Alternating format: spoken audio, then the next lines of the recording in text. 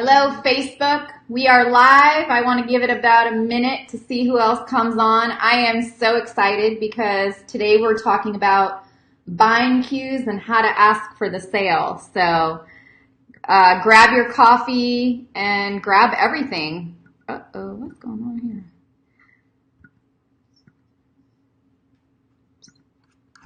here? So grab your coffee, grab your water, grab whatever you need. Again, we are discussing today all of the buying cues on asking for the sale. And this is like my favorite topic because I think I'm actually really good at this part. And that's when you get so comfortable that you don't really even think about that you're asking for somebody's credit card anymore if you're doing things on the phone, or maybe you're trying to get into Costco like I was and you ask the buyer, so when do you guys want your first order? So we're going to talk a lot about buying cues today. We're going to talk a lot about how to ask for the sale. We're going to talk about nonverbal tips. So there's some things that people do that are tips to know when is a good time to ask. And I actually just had an enrollment for one of my friends, her company, and I'm going to actually just walk you through exactly how that went. And, you know, when's the right time to ask for the credit cards. Hey, guys, on Facebook. So comment below. Tell me what questions you have. If you can share this on your pages, that would be awesome. If you're watching on LinkedIn, pop on over to Facebook because you guys are only getting the first 10 minutes because that's all LinkedIn allows. And for those on you on Instagram, if you want to see my slides, pop on over to Facebook. This is a Facebook live show called Coffee is for Closers. So obviously, I'll answer questions on all platforms. I am giving a hat away. The winner is Liz Cortez. Liz, you're going to get a hat. So I will send you a message. I don't know if you were on Instagram, Facebook, or LinkedIn, but we'll find you. I'll get your address and I'll put it in the mail. Also, Greg Lira, I know I owe you a hat, so I'm going to be sending you a hat. If you guys want to enter the hat contest, because these hats are really, really cool. Just type in hat in the comments below, just H-A-T. And if you want the slides from today, if you want any notes from today, all you have to do is type show in the comments below. You'll also get my notifications on when we go live and all the other goodness. So again, just type in show in the notes below. And for those of you watching on Facebook or Instagram, if you can give me a thumbs up, a heart, we are not blurry anymore. So it took me 10 weeks to figure out how to make it not blurry. And do you want to know what the problem was? It was my laptop. I had an Apple laptop. I went to the store last week to get a new battery, and they told me it was vintage. Then the software we use to do the live show, which is Ecamm, they wrote me back saying your computer's too old. So last week we used Amy's, and over the weekend I did a massive upgrade. I skipped like 7 or 8 generations of Apple laptops and got a very nice laptop. So this is not going to be blurry. For those of you on LinkedIn and Instagram, it's never blurry because we're using phones. But anyway, so now to the slides. Hey Justin, random topic. What kind of mic is that? It's a Shure mic. Can you see the back of it? It's a mic, sure. So, random question, but it's cool. You guys can ask me questions. I think a live show is way more fun with a little bit of interaction. So, the more questions that you've got, the better for me. And hopefully the better for you too, because you'll learn a lot more, whatever questions you have. Just make sure you grab your coffee, smoothie, tea, beer, wine, margarita, whatever it is. Stay hydrated. We'll be together for the next 30 minutes or so. And, yeah, we're not blurry and we have good audio, so I'm very excited.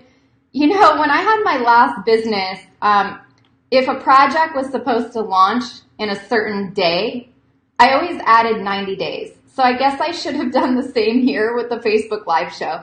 Like, if you want your stuff to actually work really well, just say it's going to take 3 months to get it right. So that's basically what we took. We beat it by 1 week, though. We figured it out in 11 weeks. And if it wasn't for this ancient laptop I had, then I would have never had these problems. So anyway, thank you for joining. Again, if real quick you can give a thumbs up, share this on other pages, it will help the show grow even more. I've gotten so much great feedback, so hopefully you guys are loving the content.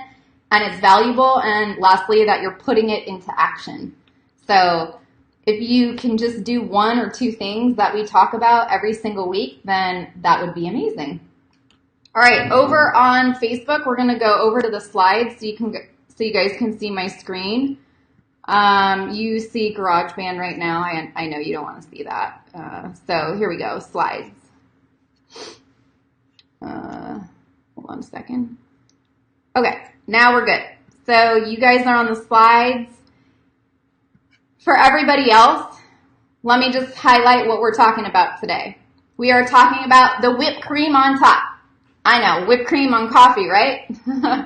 This is a business show, not a personal show. So whipped cream on top, I'm talking about when do you ask for a credit card? When do you ask a buyer in a meeting, like, when am I getting my purchase order? When do you ask an investor, like, hey, are you in? Are you going to invest that $100,000, $150,000? Like, are you ready to go? So we're going to talk about that today. We're going to talk about nonverbal hot tips, nonverbal buying cues. Like, when do you know that someone really wants to work with you based on what they say to you, maybe what they're asking you? So we're going to talk about that. We're going to talk about verbal hot tips. So this is verbal meaning if you're only on the phone with people. The nonverbal ones are for like when you're in person with somebody. But the verbal ones are when you're with someone in person, but also when you're only on the phone and you're not with them in the same space. The nonverbal ones, you could probably get away with using them on Skype and Zoom and other stuff. Putting sale on the menu. So making sure you ask for the sale, okay? A lot of times, like, people don't ask, and then when they ask you what it costs, we're going to go over that. So a lot of times you go, oh, well, what's it cost? Well, a cost and an investment in my mind are 2 different things. So we're going to go over the difference between cost and investment. And as you can tell, I really love this topic because I discuss cost versus investment on a daily basis. I talk about it with my friends. I talk about it with everything and anything from the time that you invest or the time that something's costing you to dollar value, because all of our time is worth some sort of money dollar value. So you have to really think about, what do you want to invest your time in, or what is your time costing you? They're 2 different things. And cup of wisdom, and we're going to do energy for your soul. So that's what we're talking about today. If you want the slides, just type in show in the notes below. Instagram, if you want the slides, just put slides or notes or show. Put show in the comments. On Insta or on LinkedIn, if you want, if anywhere you guys want these slides because you can't see them, just put in show and I'll put in the link and I'll send you the slides. So you've got, for the whipped cream on top, let's discuss that. So you've built rapport and relationship with this person, right? Like a prospect or someone you want to work with. And you've grown this relationship. You've called them, okay? You can't just text and you can't just email. You've called, you've texted, you've communicated with these people. You know your worth. You've gone through my exercises of knowing your value and knowing your worth. And you also know how to get a yes, right? Because we talked about that the last couple weeks. Now what? How do you know when to ask for the sale? Oh, I love this topic. Have I said that yet? I don't know what it is. I just it's like I get a natural high. Because when you get to ask for the sale, that means you get to start changing someone's life. At Vitamin Shop, when they agreed to work with us versus the competition at the time, which was My Fit Foods, and they said, hey, you know what, we're going to work with you. I was like on a natural high for a couple days, maybe a little bit longer, but a couple days, because I knew that me building the relationship, you guys met Michael a couple weeks ago. He was the buyer at the time. I mean, he was literally my champion. So they were the customer. Vitamin Shop was the customer. I grew that relationship. I knew my worth. And, I knew how to get the yes. But ultimately, how do I get this back to video? Okay. Ultimately, when I got to ask for the yes, I knew they were going to say yes. So that's another thing that I think is a really good thing to practice, is assume whatever you're going to ask, you're going to get a yes. Because the problem, I think, a lot of times, and I work with a lot of people, and I have a lot of friends who are entrepreneurs, or you're a salesperson, you're going to deal with this. You're like, oh, well, if I ask, what if they don't have enough money? Or what if they don't see the same value that I see? Or what if? And there's this little voice in your head that keeps talking to you. And that voice in your head actually contradicts everything that you want the outcome to be. And when you keep doing that, you start to go down a downward spiral and nothing that you want will happen, like at all. Your little voice will overtake everything that you really want to achieve. So that's a big problem. So let's talk about some of these buying cues, okay? We're going to go over the nonverbal one first. I'll go back to my slides for those of you guys on Facebook. So nonverbal tips.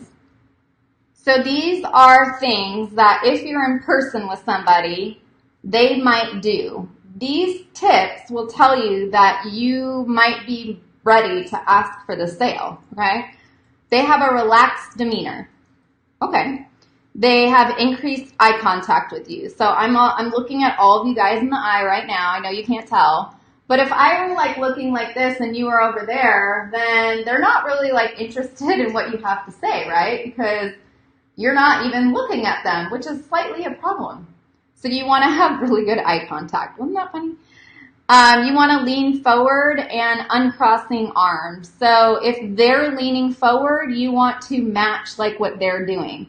If they're sitting in their chair like this with their arms crossed, then you want to match that. But the second someone starts to like lean forward and uncross their arms, that means they're more open.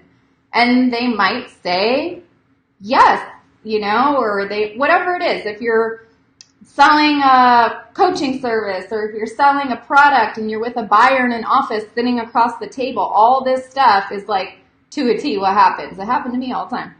Showing enthusiasm and nodding. If you get a lot of this, that means that they're excited to work with you. If you're getting like this, or you start talking about the benefits or maybe your margins on a product because you're going into Whole Foods and the buyer's like this and giving you facial expressions like, I don't think this is going to work.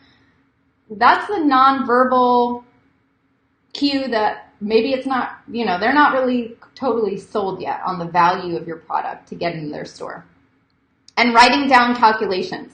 If someone starts to write down calculations, you know you are in. That means that they're just confirming your math. A lot of times that happened with me, like with Michael with the bars. He's like, okay, well, how much are the bars retailing for? And at the time they were retailing for $2.99. Okay, so what's our price? And I think I sold them to him at $1.67 or $2.09 delivered to the store, $2.09. So that means that the vitamin shop was profiting $2.09 minus $2.99, 90 cents per bar was their profit from the time that I sold it to them and shipped it directly to their stores. Make sense? So you're going to get a lot of this. You're going to get a lot of writing down. So these are all really good nonverbal cues. Now let's go over to the ones where if you're on the phone and you're not in front of investors, you're not in front of your clients, you're doing everything remote. For those of you working internationally with clients and you're not on Zoom and you're not on Skype, let's go over those. Again, if you guys want these notes, type in show in the comments. Also, I would love to know some of the pain points that you have in dealing with your sales in your businesses. So like what challenges are you having? Type them in the notes below, or not notes. I always say notes. Put them in the comments below so I can see them. I want to see what challenges that you're having. Maybe how is some of this resonating with you? Have you guys had those same nonverbal hints that you've gotten from clients, prospects, customers? Emily Page, I know you've talked a lot about these with me, so I'm sure you have. But anyone else, I would love to know your feedback, so put it in the comments below. All right, let's go now and talk about the verbal hot tips. Okay, verbal ones meaning this is the ones that you're going to go over if you're not in person. So this might be way more people than the ones in person. The in-person ones are more like bigger deals, longer sales cycles. So verbal hot tips. You're on the phone or you're in person, okay? they're asking a lot of questions about your product details. So they might be asking like, well, so when you're talking about X, how does that affect Y? You know, they're asking a lot of detailed questions, and when you get detailed questions or follow-up questions, those are usually like what I consider like it's time to ask for the sale. Those are buying cues. Asking to see your products, services, testimonials for second and third time. And this is really funny because a lot of people do this, and they'll ask for like testimonials, and then the next time you talk to them, they ask for it again, and then they might ask 3 times. That's a good thing. That means they're really, really interested, but they want to see what other people have done. And you always need to remind them a testimonial is just that. That person got results because they were like committed and they were into your service or product and it worked for them. You're not going to really get testimonials from people it didn't work for, right? It's like on Amazon. On good products, you only see really good reviews. You don't really see any reviews, well, that didn't work, because they went and bought the product really if it didn't work, right? So think about that. Questions about customizing options. So depending on like what your product or service is, or if you're in a sales job, depending on what you're selling, they might ask customized questions. Like for me, depending on what I'm selling, I usually get like, well, when we get to the payment plans or options, they want to customize, oh, well, can I do it this way? You have to stand your ground and say yes or no on what you offer and what you don't. But if you start hearing questions about customization, that's typically a cue that it's a good time to ask for the sale. And then again, the last one, questions about payment plans and options. So that's a really good one. If they start asking you about that, they're ready to go. Do not hesitate. Say, you know, which payment plan option works best for you. Let's get you started. Let's start, you know, depending on what their pain points were. So it would be cool actually, what are some of the pain points that you guys have experienced from the people you work with? Put them in the comments below. I'd love to know, like what you guys are selling, or what your service or what your offer is. You know, let me know. This is an interactive show, okay? So for hot tips, for verbal, let me think of a few others. I'll give you an example of the Houston Texans, okay? They contacted me yesterday or the day before. So the client I've actually known for 10 years, but they have a certain budget they have to fall into. And the word budget is hard to fall into sometimes when you're trying to provide a high quality service. So for me in the catering, it's like shopping at Nordstrom. Imagine do you guys have Nordstroms in your area? For those of you that do, it's a high-end retail store. Not like all the brand names like Neiman Marcus and some of those places, but they have a personal shopper there, okay? So imagine what we do with the catering and all the Major League Baseball teams as being a personal shopper. Well, when the Astros reached out to me, I already had a relationship, so we re-established the relationship because I haven't talked to her in so long, but it was really cool to catch up. But a lot of the verbal hot tips on asking for the sale started to come up. She would ask me, well, what's the cost of the food and the price? What are the customization options? Can they remove this protein and add this protein? Can they do this meal and not dinner and do breakfast on this day? So there were a lot of questions, testimonials. You know, Michelle, what other teams have you worked with this season? I got asked. Oh, well, we've worked with a lot. We've worked with the Rays, the Yankees, the Tampa Bay Rays. I just said that. The Blue Jays, the Orioles. I mean, you name it. We've pretty much worked with half the Major League Baseball teams, but testimonials help build that confidence that we can deliver on a promise. And that's what we all do, right? When you're selling your services, products, packages, whatever it is, you're making a promise and delivering on a promise to ultimately help the other person. So I got a lot of verbal buying cues, hot tips yesterday. So now we get to work with them when they go to Boston on like 4 or 5 meals. So that's really great. And it was all because all of these things that I put here on the slides were addressed. Asking a lot of questions about the service. Asking for who else we work with this season, testimonials. Asking for customized options. That was totally that, customized. Michelle, what are you doing for, breakfast? Oh, can we have an omelet bar? Can we not have an omelet bar? All those are buying cues. They want to work with you. All right, let's move on. Again, type in show in the notes. If you guys are watching, if you can give a thumbs up and share this on Facebook, if you can hit the share button, that would be amazing.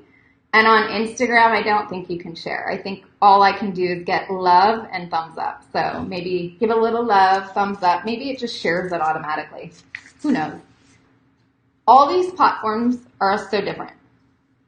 All right, let's go back to the slides. Are we not blurry still? We are good. Oh my gosh, you guys. Thank you so much, Apple, for a really expensive laptop. Okay, oh no, we just discussed that. All right, putting sale on the menu. All right, you guys, so reminders, you need to know your worth. We did that a couple months ago, so you can go watch like episode 4, 5, and 6, and 7, I think. So check that out. Have a game plan for when they ask, how much is this going to cost me? So in the beginning, I talked about the difference between a cost and an investment. And I want to go over that because I actually just had this discussion with a new client for Dominique. And he asked, how much is this program going to cost him? And really, the cost is what he's not able to see right now because he doesn't have the knowledge base. So if you guys have a program, and let's just say it's a dating coach, okay? And you're like, well, what's this going to cost me? Well, I would say to that person, well, how many dates are you not going on because you haven't changed anything about what you're doing, right? So it could be costing someone 1 date a week, 2 dates a week. It could be costing them being lonely, being miserable. Do you see it? I'm going with cost. In this situation, if you're selling a product or a program or something that deals with increasing a business revenue, okay? Let's just say that. And they're at like, let's say 100,000 in revenue and they want to get to 200,000. Well, if what you're helping them with is like gaining new clients and each client is worth maybe 5,000 a client, if they're missing out on 10 clients times $5,000 a client, that's 50,000 in missed opportunity. So the cost is the missed opportunity, right? So the cost would be $50,000 is what it's costing them right now. It doesn't matter what you're selling. There's always a missed opportunity cost. You just have to think about it. So for today, this is your action. I would go and write down like 3 things that your program, service, product offers that's a missed opportunity cost for your client. Okay, let me give you the example of the Astros, right, the dietitian. Her missed opportunity cost could be the fact that she missed serving 10 players doing consultations because she had to be an event planner for food for on the road. She had to call up restaurants, coordinate menus, and spend all this time when she could have been spending it with one-on-one with players. Does that make sense?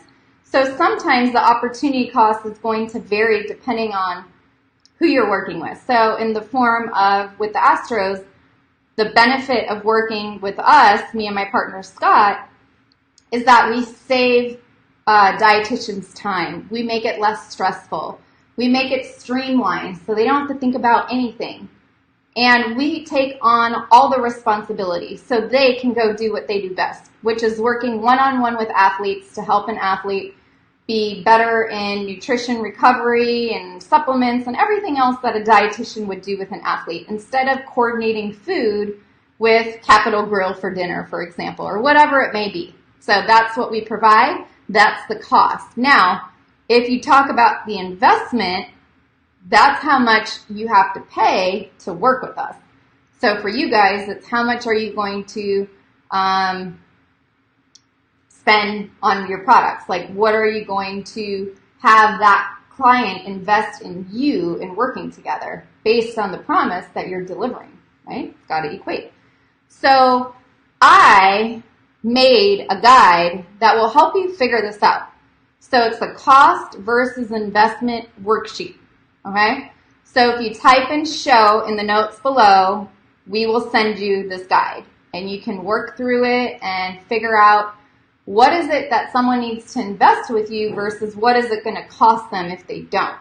And when you get to figure that out, you're like really, really good. You're golden. And then you'll also know your ideal price and your lowest price. So like with the Astros, I know what our ideal investment is to work with us. And we have hard costs. I mean, food is expensive. You guys know that, right? And when you're getting quality food, some of the teams want organic or free-range meats and all these brand names from Whole Foods. Like, that stuff adds up. So you have to know where your minimum is in order, like what is your boundary? And when you can figure out your boundaries, that's really, really key. So again, type in show to get my guide on how to get the real answers about cost versus investment, and you can walk through the steps to do it. It's in PDF, so made it really simple for you. And this will help you get more yeses. All right. Moving right along. Instagram, you still hanging in there? Facebook, you guys good? Hopefully you're watching because this is not blurry anymore. So hopefully you show up every Tuesday now. Okay, so I love this quote. For you guys on Instagram, I'm going to show you. I don't know if you can see it. But if you are not moving closer to what you want in sales or even in life in general, you are probably not doing enough asking. Jack Canfield. He's the author of Chicken Soup for the Soul. Have you guys read that book? I did, but it was a long time ago. Good, Amy? Okay, I love this quote. And Amy found it. Like, this week was like, I think my most favorite week, right? And because it's not blurry. Like, we finally figured it out. But if you are not moving closer to what you want in sales, or if you're not moving closer to what you want in the gym, or if you're getting fat and you want to be thin and strong, it's probably because you're not doing enough to get to that goal, right? So in sales and being an entrepreneur and growing your business, it's about asking and growing your top line revenue. You're probably not asking enough. So I am also going to put a link to my YouTube channel. So I figured out how to make a brand channel over the weekend. It took me 3 months to figure that out too. But I am making videos on 100 ways that you can go start asking people for what you want. And when you get really good at asking for anything, it will translate into your business. So I think I've got like 6 videos up there. I'm going to try to do one a week, and they're kind of funny. So you'll see ones about me going into Costco and trying to shop without a Costco card. There's one about me cutting in line and how I bought this lady some watermelon. I sold DirecTV in Costco. I got a sample from a barista in Starbucks. I took Amy and Rosie to Islands and we got like free dessert. I got a taco. I ordered something not on the menu. So I show you all the steps to do this, which kind of brings all of this into play. Like everything that we're doing on these Facebook Live shows and that I'm talking to you about, I actually bring it into real life. So it's really cool. Let me go back to the full screen so I can see you guys. Says the HDMO. Okay. Justin, are you still there? Clear. Nothing like a new computer. Anyway, go check out my YouTube. I think a lot of it you can start doing right away because the more you start asking, the more you're going to start closing, the more your businesses are going to grow. If you're in a sales job, your numbers should increase tremendously. And I just show you ways on how you can do it. And if you've got a way that you want me to go and test out and take for a test drive, I'll go ask. Trust me. I love ideas. So type in an idea for me in the comments below of what's a video I can make for YouTube, and I'll go do that for you guys. So that's all I've got today. Again, type in show in the notes below to get the cost versus investment guide. It's very helpful. Put it into play. Liz Cortez, I am going to mail you a hat. If you all want a hat and want to enter the drawing, just type in hat in the comments below, and we pick one winner each week. Okay, we're going to add more cool stuff to this too. So, what questions do we have? Any sales-related questions? No? No questions this week. All right, you guys. So join me next week, Tuesday, 2 p.m. Pacific, and hopefully you'll come with some questions. If not, catch me on the replay, and I'll see you guys next week.